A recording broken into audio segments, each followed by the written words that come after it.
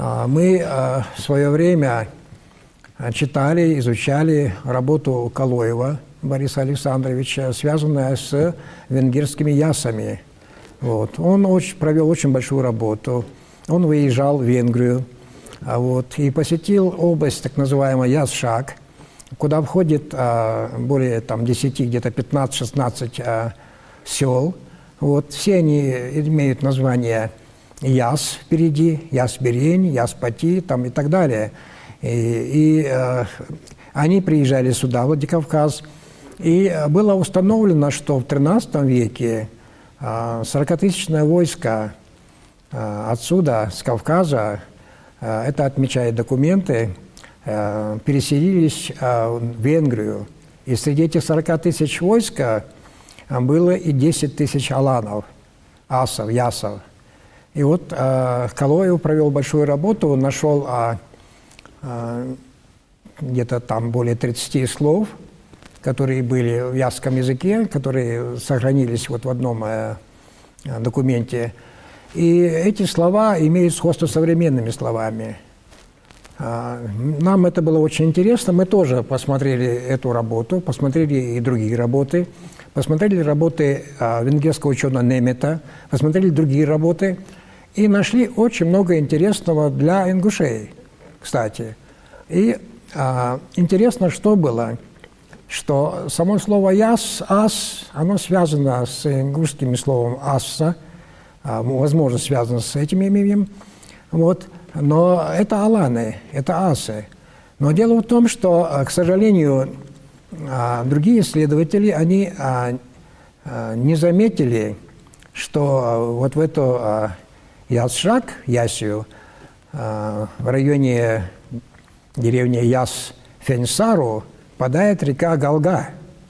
Река Галга, и когда мы посмотрели, изучили различные документы на немецком языке, связанные с историей долины Галга, то обнаружилось, что и сегодня это есть, присутствует несколько городов, которые называются Галгай-Гута, Галгай-Хевес, Галгай-Хит и ряд других. Посмотрите сами, посмотрите, карта, это то, что здесь отмечено, это Ясшак. А река Галга, она, течет сюда, здесь. Она впадает в реку Загва. И когда мы стали проверять здесь эти, вы можете на этой карте посмотреть, здесь отчетливо видно, Галгай-Йорк, Галгай-Гута и ряд других. Можно было подумать, что это совпадение. Но когда мы стали смотреть, откуда берет исток Галга, она берет исток с местечка Бешки. Бешки по-ингушски бочка с водой. То есть получается такое понимание ее. Но с горы Черхате.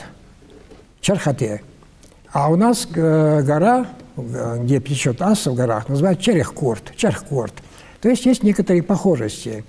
Но интересна похожесть другая, что там имеется населенный пункт Ача, а рядом с Ача находится Ачауилак. Населенный пункт Ачауилак. Понятно, что похоже на слово Ачалыки. И мы нашли десятки других топонимов, связанных с нашими языком, с нашим. А самое главное, многие те слова, которые отмечены Калоевым, оказывается, есть в ингушском языке. То же самое слово «ас», «стеленок», то же слово «хит». Мы говорим «галга-хит», а у нас есть «махмад-хит», то есть аналогичное название. И, например, правда, там есть некоторые разночтения. Например, «утка» написано «ака», по-ингушски совсем по-другому. Но мы говорим «эки», «эквавсу». «Эки» – это дичь. То есть получается, что и это слово тоже можно объяснить по-ингушски. Поэтому я думаю, что когда речь идет о истории этой территории Ясшага, нужно обязательно иметь в виду и наших предков. Потому что данные показывают, что есть какая-то связь между нашими предками нашим языком вот с этой территории.